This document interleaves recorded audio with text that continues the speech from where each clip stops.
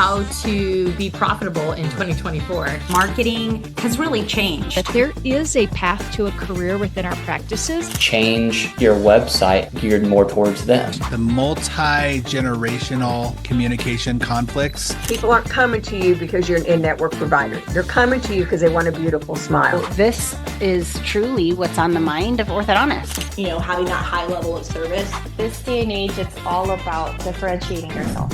So happy to be here. All right, Michelle, thanks for joining us. Thanks for having me. We're excited to hear you answer and get your insight on these questions today. I'm ready. All right, here we go. All right, so in your opinion, and from your point of view, what is on the mind of every orthodontist that they don't have a solution for? Well, there's definitely concerns in our industry. We've definitely continued over the last 12 to 18 months, see a shift. And in Q1, especially, we're seeing what the metrics are, showing us with these challenges and what is on every orthodontist mind. So with that, obviously, I think number one, changing patient expectations, when we can talk further into that. But I think especially this year as well, there is a lot of cautious consumers out there, if you will. I think there's a lot of economic uncertainties and unknowns. We are definitely seeing a decrease in new patient exams, especially around the adults. So this is truly what's on the mind of orthodontists, because they are looking at the metrics and what all of these challenges are showing us in the metrics of the business. I love it. Yeah. So I am a big believer in, taking those obstacles head on and using that as part of the solution. So maybe this is an opportunity where you can dig in a little deeper. So how can these practitioners, offices, office managers, doctors, how can they take these things that they're thinking about that they don't really have a solution for and actually use them to find solutions? Yeah, great question. So first, obviously, we experience and feel the pain points of those challenges. So if we can really back up and understand what those barriers and obstacles are and where they're initiating from, that's really where we then get to put our efforts into a solution. And so, especially as we look into what Q1 has shown us, we know, for instance, a decrease in new patient exams. If we don't have our ability to fully maximize our conversion rates and start the actual patients coming through our door, we're not going to be as successful. And those obstacles and barriers are going to be at a much more volatile to us within the practice. So good thing that we're seeing is that we aren't necessarily seeing a decrease in kid exams and child exams.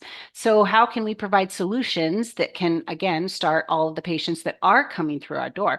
So we absolutely have to identify the barriers that we might be experiencing to increasing our conversion rates, what our patients and consumers are really looking for, and how we can be that greatest solution to their orthodontic problems. With adults being more cautious consumers right now in what's going on in our economy and potentially in this year, I forecast, I'm not an economist, but I forecast this is going to continue for the next quarter or two. At the end of the year, we're going to see some changes, I fully expect. But in how we can look and really identify what the consumers are looking for now, both with our technological advancements and solutions for convenience, but also in fully customized solutions in the modalities that we provide.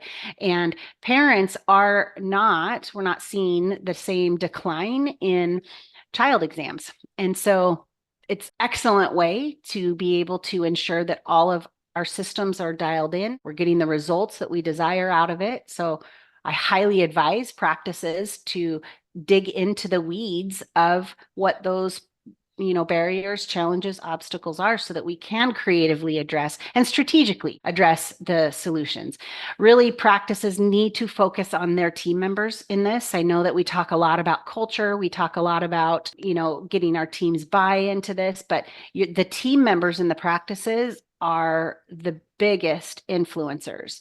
They should be empowered as educators and really an extension of what the practice desires to reflect and represent in their treatment solutions and patient experiences.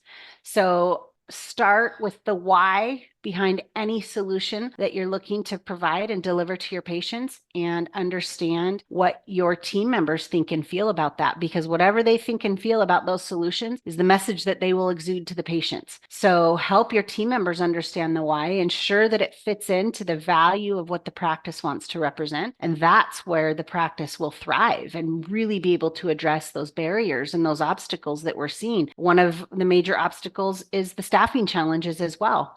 And when you can provide the holistic approach to the solutions that I just talked about, it also helps to reflect what the challenge, what the practice represents as well, and what team members want to be a part of, because our consumers are changing, our team members are changing in what everybody's looking for. Consumers are looking for convenience and fully customized solutions, and team members are looking for something that they can believe in and be a part of. And when you can address those, it's a great recipe for success in some of the major barriers and obstacles that practices are facing right now.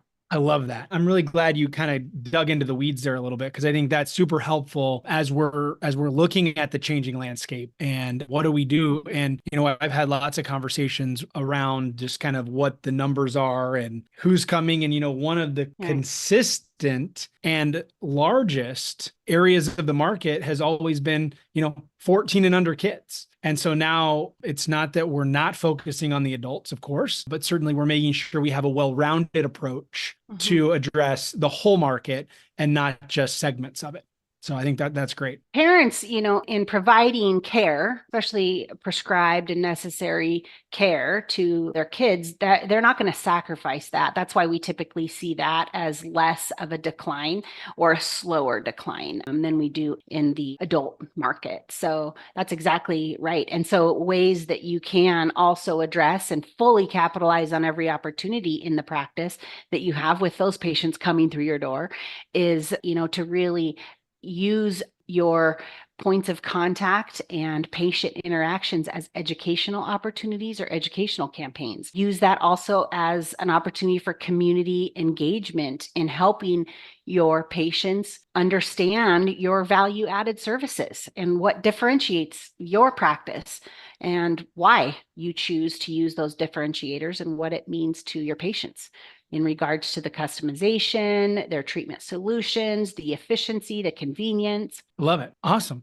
Well, thank you for giving us some insight into kind of some specific issues and ways to overcome those. Now, I would love to hear, can you just tell us, Michelle, who you are, what you do? We'd love to hear a little bit about you. My name is Michelle Shimmin. I am the owner of Shimmin Consulting, an international consulting firm that has the privilege of working with practices all over the world in providing structure and solutions to their internal processes in running an orthodontic business. I've been in orthodontics for 34 years, and I have really been able to create strategic solutions that address systems and processes for every aspect of the orthodontic practice. I have a phenomenal team of 11 and some of the greatest experts in our industry alongside me that I greatly feel blessed to have on my team. And it's something that we have a great privilege with, partnering with some phenomenal orthodontic practices. It's been really fun to watch you and your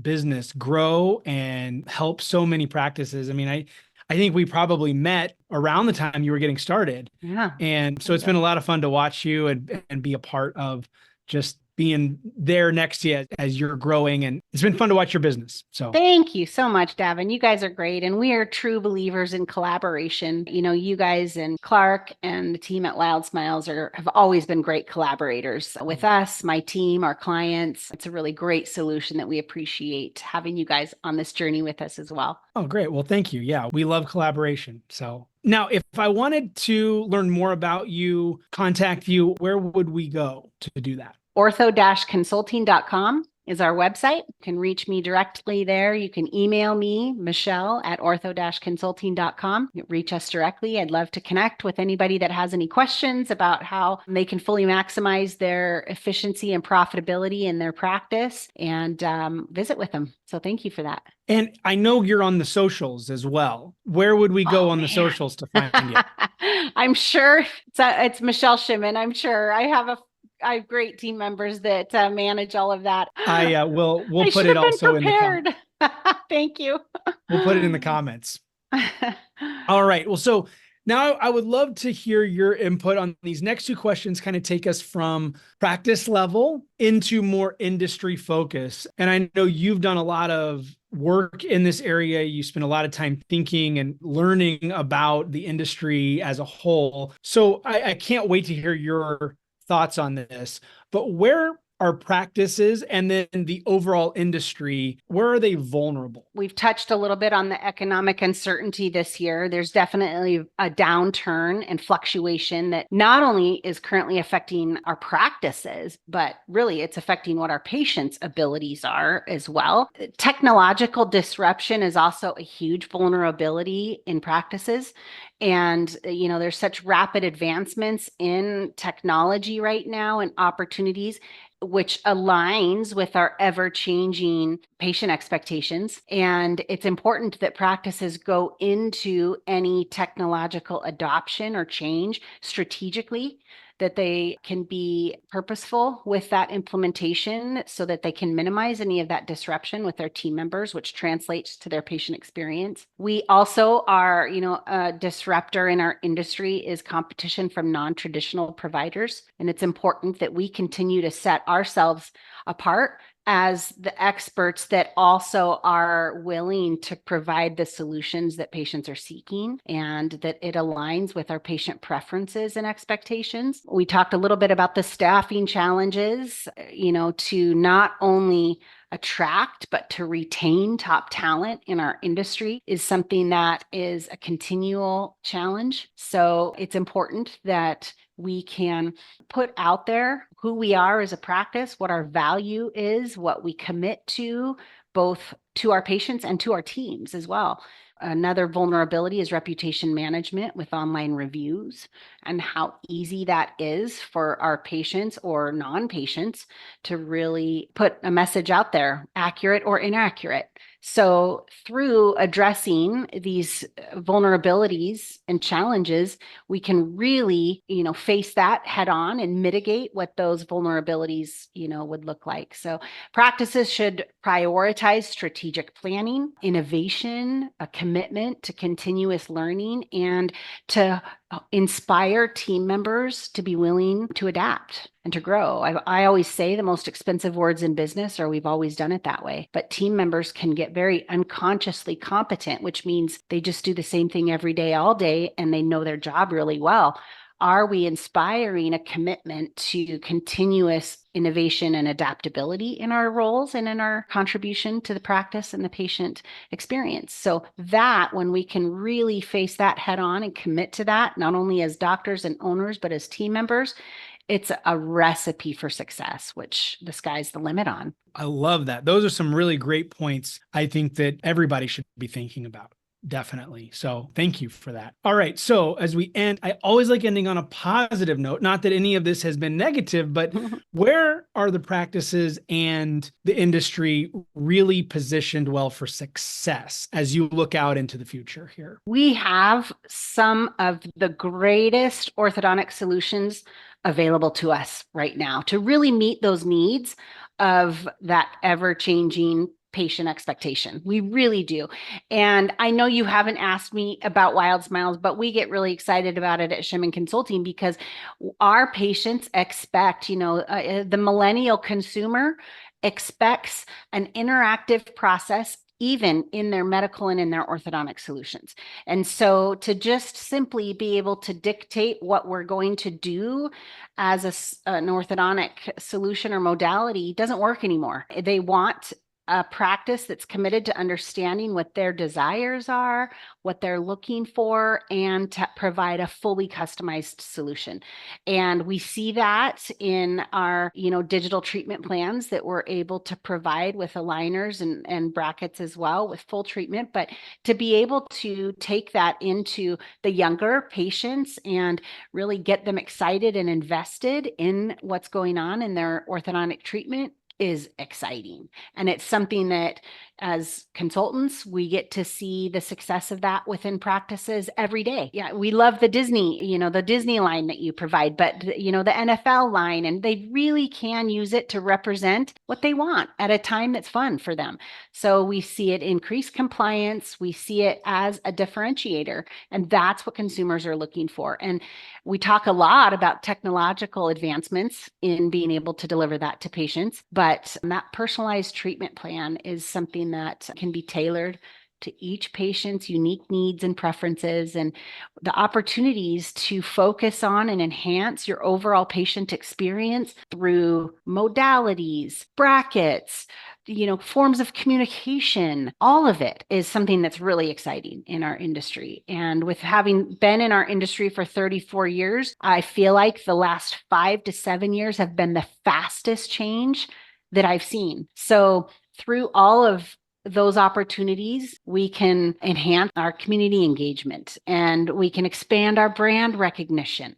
We can demonstrate our clinical excellence and really maximize every opportunity we have within our practice. So I really feel if I can leave, the listeners with the strongest recommendations, it would be to be able to commit to adaptability and resilience and understand what our patients' expectations are, and that you have solutions to be able to deliver the highest level of patient experience and patient solutions. So by capitalizing on these strengths and opportunities, the orthodontic practices can really position themselves for the highest level of success and sustainable growth this year and beyond. We're seeing it with our clients. It's not something that we have to just sit back and accept, but we have to be aware of, and we have to be proactive and strategic in understanding what needs there are and delivering on those solutions, and being able to inspire our entire team, their buy-in and their commitment to that resilience and adaptability. Awesome. Awesome. I hear a lot of words that suggest that we need to be proactive in our businesses and not just passive, and not just say, hey, we've always done it that way. Like you said, we can't say that. So I love it. Well, you kind of hit on this just now, but as we wrap up, what are your, 1 to 3 concrete next steps that, I'm listening to this, I'm busy, I maybe went to grab a quick lunch and I'm back, and I want something that, I can implement like tomorrow or in the next couple of business days? What are your 1 to 3 recommendations there? I'm highly recommending, practices are probably seeing a decline in their new patients. They're probably seeing, translation decline in their starts because of that. So right now is the time to really assess what percentage of your new patients are going into observation and how robust and solid is your observation program. I want to go back to what you said a moment ago about being, proactive and not reactive. I've been on a handful of sessions this week alone, going into, the start of the 4th month of this year in Q2, and reactive responses to what your numbers may have reflected. So now's the time for you to dig deep into what you have available in your practice. If you have 25% of your new patients going into an observation program, you need to ensure that you have 90% of your obs patients on your schedule, and you're maintaining that education to your patients so that you have that seamless transition into treatment when the doctor prescribes it. So look at your down payments, look at your average treatment fee, look at where the holes in the bucket of your business are, not simply your production and your number of starts. Because when we look at just that simple high level, we miss a lot of actual insight to where we can focus our efforts and deliver different results within the practice. So right now we're seeing a lot of opportunity within the OBS age patients, because that is also a very easy neglect within a practice. They focus a lot, practices, of course, focus a lot on same day starts, but they don't necessarily focus as heavily on what happens once a patient goes into observation or once a patient goes into pending. Do you have robust systems to ensure success in both of those areas specifically? I love that because so many practices underperform in converting the observation patient. Absolutely. Yeah. I mean, it's like, if you pay attention to that, I'm not going to use the word easy growth, but it's definitely a huge opportunity that most practices are not taking advantage of. So I'm so glad you mentioned it. It's low hanging fruit. And there really is a significantly low effort put into those patients. They should already be considered your patients. And we should absolutely be cultivating and caring for those patients so that we are at each appointment, it's an educational opportunity so that not only the parent, but the patient understands what we're waiting for, what we're watching for, so that when it's time to go into their, first phase of treatment, we have a seamless transition and they start that day. So those are great low hanging fruit opportunities right now. Absolutely. Well, I think that's awesome because, as you mentioned, some of the economic concerns going into the next few months, next few quarters, I mean, we need to be not only proactive, but looking for opportunities for those leaky, holes in our bucket, right? Yeah. Okay. Well, I am so thankful that you spent your time, your energy, and shared your wisdom with us. Before we go, though, I want to ask, I'm asking everybody this question, and nobody knows what it is, but I'm a huge believer in story and the power of story. And, I often say that at WildSmiles, we're trying to understand the story that our customers are telling and that our customers are living, right? So that we can come alongside and support and understand where they're at. And they're doing the same with their consumers, hopefully. And I know you're doing the same with the practices that you work with. So in the idea of story being a really powerful thing, there's two things that I think make stories really interesting. There's always a good villain and there's always a good hero. So who or what is your favorite villain and who or what is your favorite hero? I'm going to actually provide probably a pretty unique answer to this, but I'm going to probably say my villain would be time. I feel that time can rob people of joy, or it can rob people of purpose. And we have the ability to truly be able to be purposeful in addressing the villain of time. I am going to say that my favorite superhero is probably Wonder Woman. I feel like every time I see that, I just get excited and I feel like the sky's the limit and that I can do anything I set my mind to. I know it's probably pretty generic, not a huge fan of watching that kind of stuff. So I probably am unaware of others, but my generation back then, I just would probably say that. But I'm actually pretty proud of the villain answer with time. Time has the ability to rob people of many, many things. So I like to be very purposeful and combat that villain. I love it. And I've known you for a long time, and purposeful is a great word that I would use to describe you among others, but that is a great, so I love that answer. Thank you for sharing that. Thank you for putting so much energy into helping our listeners help their practice get better.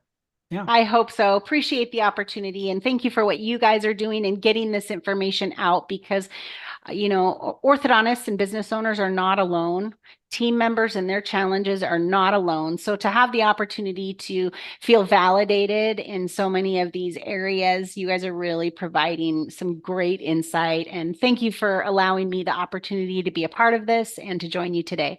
Absolutely. Well, we hope to do it again sometime. Let's do it. Thanks, Davin.